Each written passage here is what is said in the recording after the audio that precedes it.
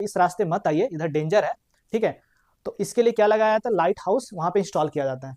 और ये light house क्या कर रहा है, sector angle 80 degree sector angle बनाते हुए 16.5 किलोमीटर तक ये लाइट को स्प्रेड कर सकता है, भेज सकता है, ठीक है ना। शिप को वार्न करने के लिए 16.5 किलोमीटर तक ये लाइट को स्प्रेड कर सकता है, but at sector angle over sector angle of 80 degree 80 degree sector angle ही एरिया शिफ्ट आउट करेगा। तो आपसे पूछा जा रहा, find the area of the sea over which the ships are warned, तो कितने एरिया तक शिप को वार्न किया जा सकता है। इस क्वेश्चन में आपको पाई का वैल्यू, तो ये मान लीजिए रेड कलर, ठीक है, रेड कलर लाइट स्प्रेड करना है। तो जब ये यहाँ से निकलेगा तो ये जो दिख रहा है ये angle, this angle is your sector angle, तो ये सेक्टर एंगल यहाँ पे दिया हुआ है 80 डिग्री, ठीक है। और जो डिस्टेंस दिया हुआ है, जितना डिस्टेंस तक ये कवर अप कर सकता है लाइट, वो है 16.5 किलोमीटर, ठीक है। 16.5 किलोमीटर डिस्टेंस तक ये लाइट को स्प्रेड किया जा सकता है। डायग्राम सब एज्यूम कर सकते हैं, जिसमें 16.5 किलोमीटर रेडियस हो जाएगा और सेंट्रल एंगल जो थीटा होता है वो हो गया आपका 80 डिग्री, ठीक है। एरिया ऑफ सेक्टर का फॉर्मूला क्या होता है, तो theta upon 360 degree 360 into paper का लेंथ हो गया, या ब्लेड का लेंथ कितना हुआ 25 सेंटीमीटर, ठीक है। तो जब ये रोटेट करेगा इस तरह से, सेंटर मान लीजिए अगर ये पूरा सर्कल होता है तो ये सेंटर, ये रेडियस, और ये हो गया आपका आर्क, तो सेक्टर होगा कौन सा, तो ओ ए एक्स बी, दोनों जगह सेंट्रल एंगल सेम है, रेडियस भी सेम है। हेलो बच्चों, फिर से मैं आपका स्वागत करता हूं अपने इस यूट्यूब चैनल में। तो आज की इस वीडियो में हम लोग करने वाले हैं एरिया ऑफ सेक्टर से रिलेटेड कुछ प्रॉब्लम्स। इसके पहले की वीडियो में भी हमने एरिया ऑफ सेक्टर से रिलेटेड कुछ प्रॉब्लम डिस्कस किया था, जो आपके एनसीईआरटी बेस्ड क्वेश्चन थे और प्रीवियस ईयर एग्जामिनेशन में जो प्रॉब्लम आ चुके हैं वो मैंने डिस्कस किया था। तो यहाँ पे मैं हर टाइप का क्वेश्चन कवर अप करने का कोशिश कर रहा हूँ, हर टाइप का क्वेश्चन, जिससे आप एग्जामिनेशन में अगर थोड़ा डिफरेंट टाइप का भी क्वेश्चन आए तो आप इजिली हैंडल कर सकें। सारे कॉन्सेप्ट को मैं क्लियर कर रहा हूँ, चाहे वो प्रीवियस ईयर का क्वेश्चन से रिलेटेड हो, चाहे एनसीईआरटी बेस्ड क्वेश्चन हो, या फिर वैसे क्वेश्चन जो आपके एग्जामिनेशन पॉइंट ऑफ व्यू से इंपॉर्टेंट हो। मैं हर क्वेश्चन को यहाँ पे कवर अप करने का कोशिश कर रहा हूँ, ठीक है। तो आपको वीडियो के अंत तक बने रहना है। अगर आप इस चैनल पर नए हैं तो काइंडली चैनल को जरूर सब्सक्राइब करें, ओके। अगर लगता है ये वीडियो किसी के हेल्पफुल हो सकता है तो उसके साथ शेयर भी करें, ओके। तो चलिए अपना वीडियो को स्टार्ट करते हैं। स्टार्ट करने से पहले थोड़ा समझते हैं सेक्टर होता क्या है। तो मान लीजिए आपका ये सर्कल है और सर्कल का ये सेंटर है, हमने दो रेडियस बनाया, तो दो रेडियस और आर्क के बीच का जो रीजन होता है ना, ये आर्क हो गया आपका, और ये रेडियस हो गया। तो ये दो रेडियस और आर्क के बीच का जो रीजन होता है, this region is called sector, ठीक है ना। तो अगर सेंट्रल एंगल आपका अगर थीटा है, सेंट्रल एंगल अगर थीटा है, तो इस सेक्टर का एरिया निकालते कैसे हैं, तो ये होता है theta upon 360 into pi are square, ठीक है। तो इस फॉर्मूले का यूज करके हम सेक्टर का एरिया फाइंड कर सकते हैं। अगर ये आर्क माइनर आर्क होगा तो इस सेक्टर को बोलेंगे माइनर सेक्टर, लेकिन अगर आप मेजर वाला आर्क कंसीडर करेंगे, ये मेजर आर्क लेंगे, तो ये सेक्टर होगा, तो इस केस में ये बनेगा आपका मेजर सेक्टर, ठीक है। तो मेजर सेक्टर का एरिया कैसे निकालेंगे, तो पूरे सर्कल का एरिया में से माइनर सेक्टर का एरिया को माइनस कर दीजिए, तो मेजर सेक्टर का एरिया निकल जाएगा। दूसरा तरीका क्या है, अगर ये एंगल 60 डिग्री है तो ये जो रिमेनिंग एंगल होगा ये 300 डिग्री होगा। तो आप 300 डिग्री सेंट्रल एंगल 300 डिग्री रख करके, इस पार्टिकुलर क्वेश्चन के लिए बता रहे मैं, 300 डिग्री अगर आप सेंट्रल एंगल रखते हैं तो मेजर सेक्टर का एरिया निकल के आ जाएगा। तो इस तरीके से भी आप बना सकते हैं, ठीक है ना।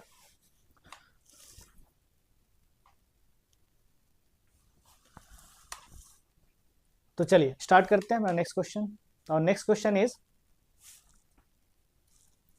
क्वेश्चन क्या है, to warn the ships under water rocks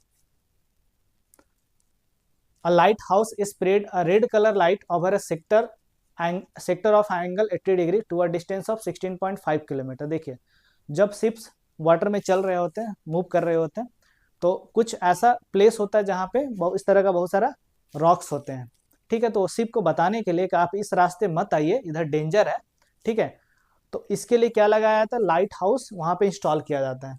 और ये लाइट हाउस क्या कर रहा, sector angle 80 degree sector angle बनाते हुए 16.5 किलोमीटर तक ये लाइट को स्प्रेड कर सकता है, भेज सकता है, ठीक है ना। शिप को वार्न करने के लिए 16.5 किलोमीटर तक ये लाइट को स्प्रेड कर सकता है, but at sector angle over sector angle of 80 degree 80 degree sector angle ही एरिया शिफ्ट आउट करेगा। तो आपसे पूछा जा रहा, find the area of the sea over which the ships are warned, तो कितने एरिया तक शिप को वार्न किया जा सकता है। इस क्वेश्चन में आपको पाई का वैल्यू 3.14 पुट करना है। देखिए, ठीक है, तो ये लाइट हाउस है आपका। तो ये मान लीजिए रेड कलर, ठीक है, रेड कलर लाइट स्प्रेड करना है। तो जब ये यहाँ से निकलेगा तो ये जो दिख रहा है ना, ये angle, this angle is your sector angle. तो ये सेक्टर एंगल यहाँ पे दिया हुआ है 80 डिग्री, ठीक है। और जो डिस्टेंस दिया हुआ है, जितना डिस्टेंस तक ये कवर अप कर सकता है लाइट, वो है 16.5 किलोमीटर, ठीक है। 16.5 किलोमीटर डिस्टेंस तक ये लाइट को स्प्रेड किया जा सकता है, ठीक है। तो आपको निकालना एरिया। तो इस तरह का आप डायग्राम एज्यूम कर सकते हैं, जिसमें 16.5 किलोमीटर रेडियस हो जाएगा और सेंट्रल एंगल जो थीटा होता है वो हो गया आपका 80 डिग्री, ठीक है। एरिया ऑफ सेक्टर का फॉर्मूला क्या होता है, तो theta upon 360 degree 360 into pi are square. Okay, सही है।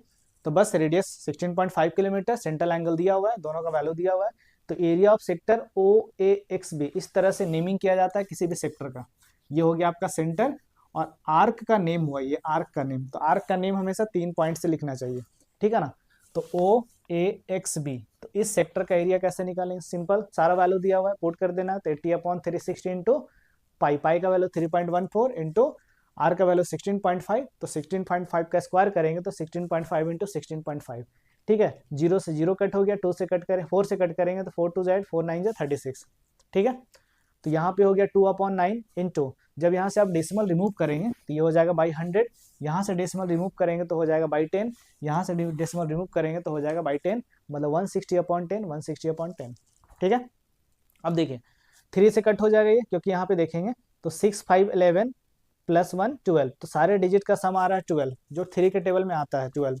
तो 3 से डिवाइड हो जाएगा, तो 3 3 जा 9, और 3 से कट करेंगे तो 3 5 जा 15, 3 5 जा 15, 55 टाइम्स में डिवाइड हो जाएगा, ठीक है, सही है। उसी तरह से फिर से 3 से कट करेंगे इसको, तो 3 5 जा 15, 3 5 जा 15, तो 55 टाइम्स में 3 1 जा 3, ठीक है ना।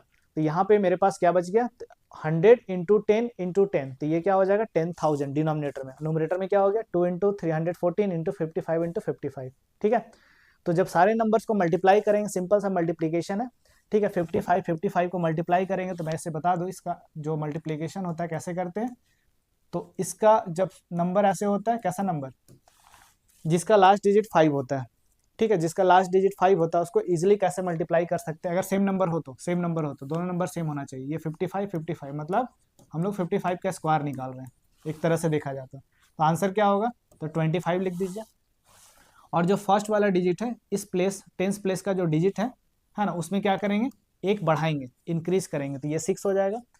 6 और 5 को फिर इंटू करेंगे, ये 6 और ये 5 को इंटू करेंगे तो ये हो जाएगा 30, तो 3025 55 का स्क्वायर आ जाएगा। तो इसका मल्टीप्लीकेशन हो जाएगा आपका 3025। अब इसको मल्टीप्लाई कर दीजिएगा 2 से, 3025 को मल्टीप्लाई कर देना है 2 से, तो 3000 का डबल हो गया 6000, और 25 का डबल हो गया 50, तो 6050। अब इसको मल्टीप्लाई कर देंगे 314 से, ठीक है। तो इस तरह से आप मल्टीप्लाई करेंगे तो ये निकल के आता है 1899700, और डिवाइडेड बाय, तो ये निकल के आएगा आपका 10,000। तो यहाँ पे 2 जीरो आपका कट जाएगा, ठीक है, 2 जीरो ऐसे कट कर लेंगे। उसके बाद 1 2 यहाँ से 2 प्लेस लेफ्ट साइड में शिफ्ट करेंगे, तो यह आ जाएगा आपका 189.97 किलोमीटर स्क्वायर। तो इतना एरिया को वो कवर अप कर लेगा, ठीक है। जो वार्निंग लाइट है वो क्या करेगा, 189.97 किलोमीटर स्क्वायर एरिया को कवर अप कर लेगा, ठीक है, सही है। चलिए, तो इसमें कोई डाउट नहीं होना चाहिए। बढ़ते हैं नेक्स्ट क्वेश्चन की तरफ। तो ये क्वेश्चन आपका 2019-2023 में भी आया हुआ है, एनसीईआरटी का भी क्वेश्चन है ये, एक्सरसाइज 11.1 का क्वेश्चन नंबर 11 है। न्यू बुक का हम बात कर रहे हैं, ओल्ड बुक से नहीं, ये न्यू बुक से बात कर रहे हैं, ठीक है ना। क्वेश्चन क्या है, अ कार हैज 2 वाइपर, देख लीजिए कार है, वो कार में वाइपर लगा हुआ रहता है, ठीक है ना। तो a car has 2 wipers which do not overlap. आपको मालूम है जब वाइपर चल रहा होता है तो ओवरलैप नहीं करता, जैसे बारिश वारिश हो रहा तो ग्लास को क्लीन करने के लिए वाइपर का यूज किया जाता है, ठीक है। तो वाइपर जब रोटेट करता है तो ये क्या करते हैं, ओवरलैप नहीं करते, ठीक है ना, ये ओवरलैप नहीं करते हैं। Each wiper has a blade of length 25 centimetre. हर वाइपर का जो लेंथ है ना 25 सेंटीमीटर का दिया हुआ है। हर वाइपर का लेंथ कितना है, 25 सेंटीमीटर। ये जो वाइपर आपको दिख रहा है ना, इसका लेंथ कितना है, 25 सेंटीमीटर है। Sweeping through an angle of 115, तो जब ये रोटेट करता है तो कितना एंगल ये कवर अप कर लेता है, तो ये एंगल कवर करता है 115 डिग्री, सही है। मतलब जब ये रोटेट करेगा इस तरह से, देखिए यहाँ पे ध्यान से देखिएगा, एक बार फिर से देखिए, तो ये वाइपर का लेंथ हो गया, या ब्लेड का लेंथ कितना हुआ 25 सेंटीमीटर। ठीक है, तो जब ये रोटेट करेगा इस तरह से, समझ में आया? ठीक है, जब ये रोटेट करेगा तो 115 डिग्री का सेंट्रल एंगल फॉर्म करता है, मतलब ये जो एंगल होगा ये होगा 115 डिग्री। सही है ना? तो ये एंगल दिया हुआ 115 डिग्री। उसके बाद क्या बोल रहा है, find the total area clean at each sweep of the blade. तो हर एक ब्लेड के पास जो एरिया क्लीन होगा वो कितना होगा। ठीक है, ये हमें कैलकुलेट करना है। ठीक है ना, एरिया हमें कैलकुलेट करना है। हर ब्लेड के द्वारा जितना एरिया स्विप किया जाएगा वो कितना होगा, जो एरिया क्लीन किया जाएगा वो कितना होगा। ठीक है, सही है। चलिए अब इसको समझते हैं। इसको हमने क्या मान लिया, सेंटर मान लीजिए। अगर ये पूरा सर्कल होता तो ये सेंटर, ये रेडियस, और ये हो गया आपका आर्क। तो सेक्टर होगा कौन सा, तो ओ ए एक्स बी, दोनों जगह सेंट्रल एंगल सेम है, रेडियस भी सेम है, तो एरिया भी सेम होगा। निकालना है कि एक जो ब्लेड होगा कितना एरिया क्लीन करेगा, ये हमें निकालना है। तो एक का निकालेंगे, बस मेरा काम हो जाएगा। तो रेडियस आपका 25 सेंटीमीटर, सेंट्रल एंगल दिया हुआ है 115। एरिया ऑफ सेक्टर का फॉर्मूला होता है θ/360 इंटू पाई आर स्क्वायर। ठीक है, तो बस, तो area of sector O A X B, इस तरह से हम लोग नेमिंग करते हैं सेक्टर का। θ/360 into pi are square, theta के प्लेस पे रखना 115/360 इंटू पाई के प्लेस पे 22/7, क्योंकि पाई का वैल्यू यहाँ पे मेंशन किया हुआ नहीं है, इंटू आर स्क्वायर। आर के प्लेस पे क्या पुट करेंगे 25, तो ये लिखेंगे 25 का स्क्वायर हो जाएगा 25 इंटू 25। ठीक है, सही है। अब देखिए 5 से अगर कट करेंगे तो 5 से कट करेंगे तो 5 2 जा 10, 5 3 जा 15, 23 टाइम्स में ये 5 से डिवाइड होगा। और 5 से जब इसको कट करेंगे तो 5 7 जा 35, 5 2 जा 10, 72 टाइम्स में डिवाइड हो जाएगा। ठीक है, सही है। अब 2 से कट करेंगे तो 36 टाइम्स में ये डिवाइड होगा। 2 से कट करेंगे 22 को तो 11 टाइम्स में डिवाइड हो जाएगा।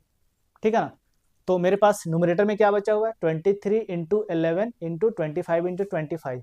ठीक है, तो 25/36 इंटू 11/7 और इंटू 25 इंटू 25। ठीक है ना, 25 इंटू 25 क्या होता है,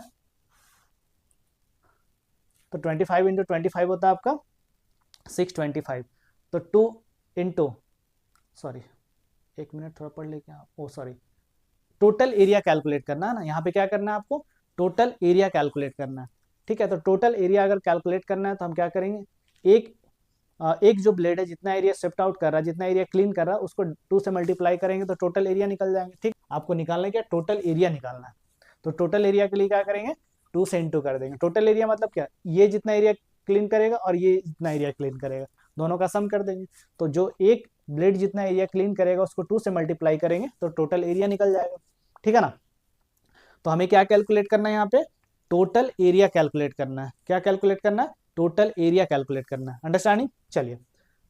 तो 2 इंटू 23/36/7 इंटू 25 इंटू 25, जब आप सिंप्लीफाई करेंगे 2 से ये कट जाएगा, तो 2 से 1 जा 2, 2 18 टाइम्स में 36 आपका डिवाइड हो जाएगा। तो न्यूमरेटर में हो गया 23 into 11 into 25 into 25 divided by 18 into 7। ठीक है, जब आप मल्टीप्लाई करेंगे सबको तो सिंपल सा मल्टीप्लीकेशन, इसको मल्टीप्लाई करेंगे इन दोनों को तो ये हो जाएगा 625। फिर आप इन दोनों को मल्टीप्लाई कर लीजिए, चाहे ये भी कर सकते हैं, इसको इससे मल्टीप्लाई कर लीजिए, जो आंसर आएगा इसको मल्टीप्लाई कर दीजिए। ठीक है, मल्टीप्लाई तो आपको एग्जामिनेशन में करना ही होगा। ठीक है, तो आप इसको मल्टीप्लाई करके सॉल्व कर लेंगे। जब मल्टीप्लाई करेंगे तो ये निकल के आएगा आपका, ठीक है, 1,58,125 डिवाइडेड बाई 18 इंटू 7, तो 18 इंटू 7 होता है 126। ठीक है, फर्दर अगर डिवाइड करेंगे, डेसिमल में एक्सप्रेस करेंगे तो ये हो जाएगा 1254.96 और यूनिट क्या था सेंटीमीटर, तो ये हो जाएगा सेंटीमीटर स्क्वायर। ठीक है, तो total area clean at each sweep of the blade is 1254.96 centimetre square. ठीक है, तो ये आपका आंसर हो गया।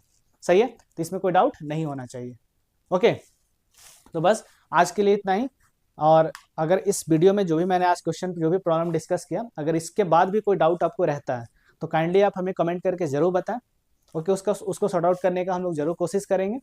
और अगर आप इस चैनल पे नए हैं तो काइंडली चैनल को जरूर सब्सक्राइब करें। उसके साथ साथ अगर लगता है ये वीडियो किसी के लिए हेल्पफुल हो सकता है तो अपने फ्रेंड के साथ भी इसे शेयर कर दें। ओके, तो मिलते हैं नेक्स्ट वीडियो में। Thanks for watching my video.